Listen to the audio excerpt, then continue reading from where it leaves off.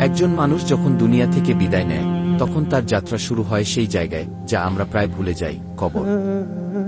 রাসূলুল্লাহ সাল্লাল্লাহু আলাইহি ওয়াসাল্লাম বলেছেন, যখন মানুষকে কবরে রাখা হয় তখন সে তাদের পদচারণা শুনতে পায়।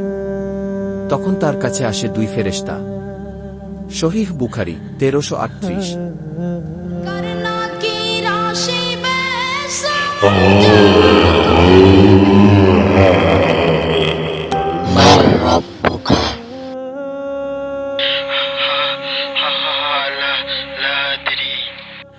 وما دينك؟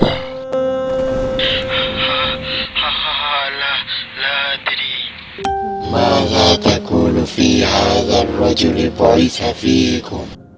سمعت الناس يقولون شيئا فقلت. রাসূলুল্লাহ সাল্লাল্লাহু আলাইহি ওয়াসাল্লাম বলেছেন, কবর হবে জান্নাতের বাগান অথবা জাহান্নামের গহ্বর। তিরমিজি 2407। আকাশ থেকে ঘোষণা আসে, আমার বান্দা মিথ্যা বলেছে, তার জন্য আগুনের বিছানা পাতো এবং জাহান্নামের জানালা খুলে দাও। সহিহ বুখারী।